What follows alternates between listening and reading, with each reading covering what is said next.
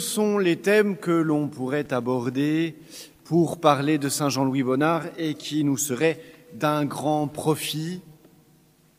On pourrait parler de la grâce missionnaire de Jean-Louis Bonnard, on pourrait parler de son martyre, on pourrait parler du don des langues qui lui a été fait, puisqu'il dit qu'il n'a jamais parlé aussi bien l'annamite que pendant son procès. Mais je vais m'arrêter sur une petite période de sa vie dont il dira qu'elle est une période bénie, qu'on se le dise, la période 1840-1844, autrement dit, les 4 années qu'il a passées dans ce lieu béni qu'est Saint-Gaudard. Alors, que garder de ces années de labeur, parce que nous savons que ce n'était pas un brillant étudiant, c'est peut-être pour cela qu'il doit être notre saint patron. Et on garde pas grand-chose de ses œuvres estudiantines, si ce n'est une dissertation où il fait parler Blanche de Castille, cherchant à persuader Saint Louis de ne pas quitter son royaume. Alors, qu'est-ce donc qu'il a pu glaner ici dans ces années d'études et de travail, sachant que la rhétorique latine en plein milieu du Vietnam ne lui a pas servi à grand-chose? Peut-être la découverte à travers le travail, l'assiduité au travail et l'assiduité au travail intellectuel, malgré le peu de résultats, que ce qui compte dans notre travail est dans l'ardeur que nous y mettons, et il faut y mettre de l'ardeur et de l'application pour que ça marche. Ce n'est pas tant le résultat scolaire que le travail intérieur qui se met en route.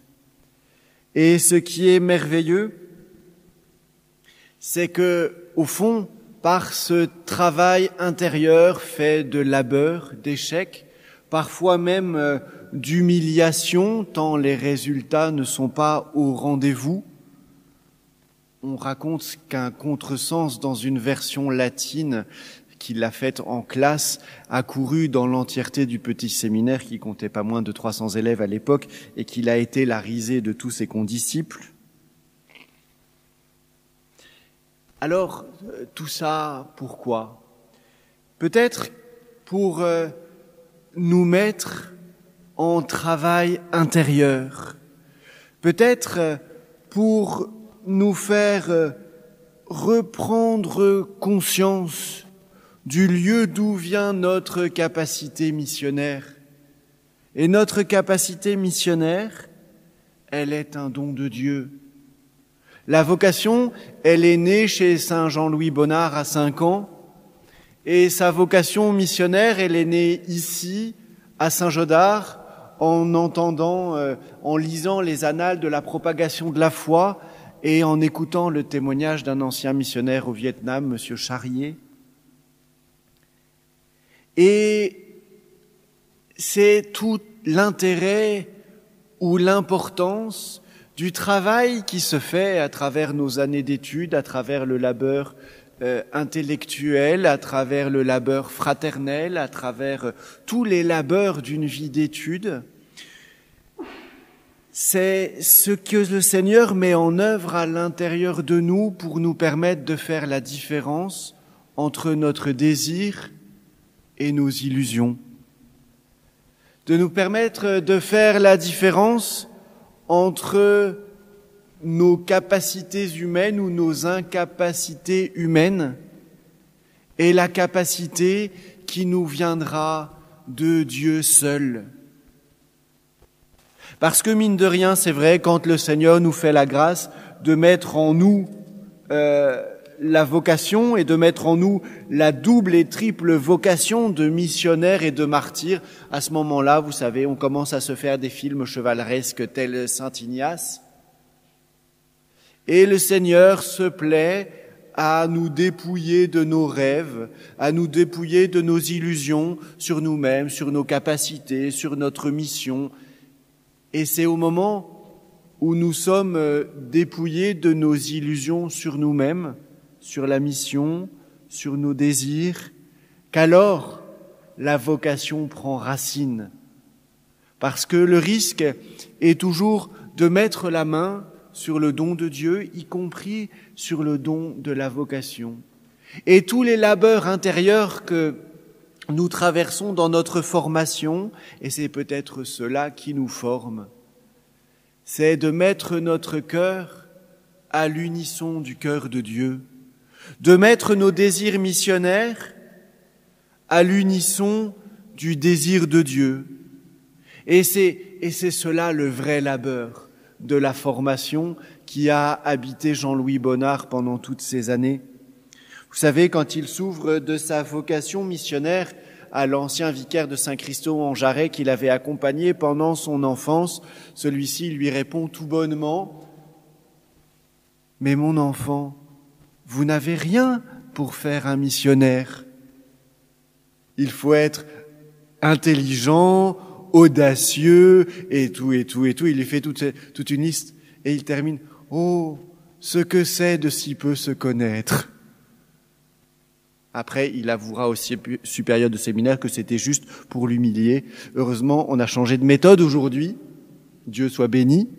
Mais toujours est-il que ça fait partie du travail de Dieu. Oui, je n'ai rien pour être missionnaire. Je n'ai rien d'autre que l'appel de Dieu. Je n'ai rien d'autre que le désir de Dieu. Et c'est cela, la vraie formation. Adapter mon désir au désir de Dieu. Alors, pour faire cette traversée, pour mettre ce moulin en travail, pour permettre à la charrue de passer dans nos champs et de faire son labour, on a besoin d'une grâce essentielle. Et cette grâce essentielle, c'est celle de l'Eucharistie. Et on sait la joie de Jean-Louis Bonnard quand il arrive ici à Saint-Godard. Sa plus grande joie, c'est de vivre dans la proximité de la chapelle qui facilite les visites au Saint-Sacrement.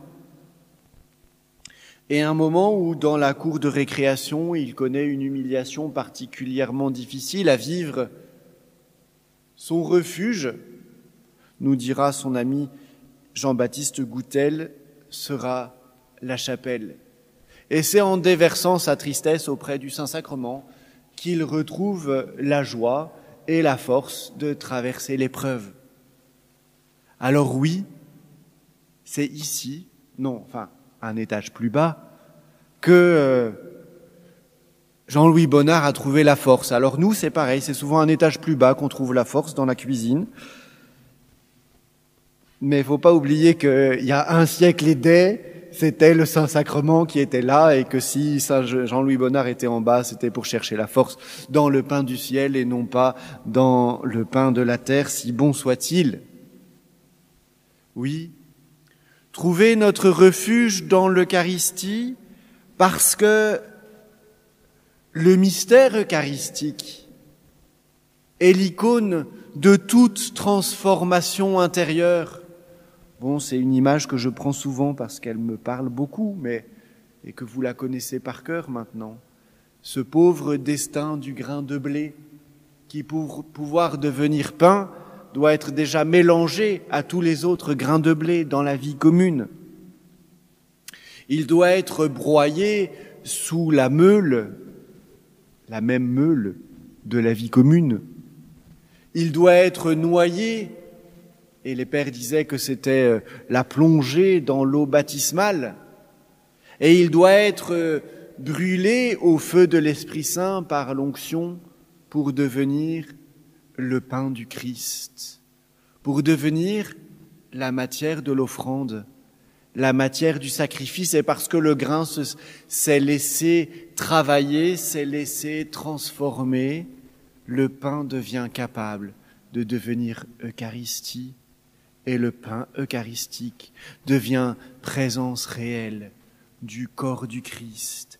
Donc, c'est bien auprès de cette Eucharistie célébrée, consommée, adorée, que nous allons pouvoir traverser tous les labeurs intérieurs qui feront de nous d'authentiques disciples et d'authentiques apôtres de Jésus-Christ, prêchant non pas avec l'intelligence d'un doctorat en théologie, mais avec l'intelligence qui est puisée dans le sang du Christ versé sur la croix. Alors, et c'est non pas un troisième point, mais peut-être plutôt une conclusion, de se rendre compte avec Saint Jean-Louis Bonnard et grâce à lui, et de vivre grâce à lui l'itinéraire intérieur qui va nous faire aller dans les profondeurs de nous-mêmes. Parce que c'est quand on voyage pour de vrai à l'intérieur de nous-mêmes, là où au sanctuaire de notre conscience nous allons pouvoir entendre et réentendre l'appel de Dieu qui connaît notre faiblesse mieux que nous. C'est dans le sanctuaire de cette conscience, dans ce voyage intérieur, avec tous ces labeurs et toutes ces grâces, que nous allons pouvoir nous préparer à l'authentique voyage missionnaire. Et la préparation au voyage missionnaire, elle est plus importante que tout.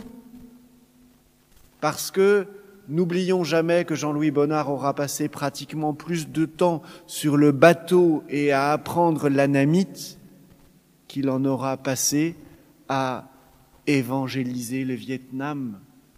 Alors oui, ce voyage intérieur, ce travail intérieur, c'est cela qui fera de nous d'authentiques missionnaires et d'authentiques martyrs. Alors, réjouissons-nous, parce que quand le Seigneur nous choisit, le Seigneur nous prépare. Alors, si vous avez l'impression d'être des martyrs ici, entre ces quatre murs, comme Saint Jean-Louis Bonnard a pu avoir l'impression de vivre le martyre, eh bien, béni soyez-vous. C'est peut-être que le Seigneur vous donnera la vraie palme de la vie. Amen.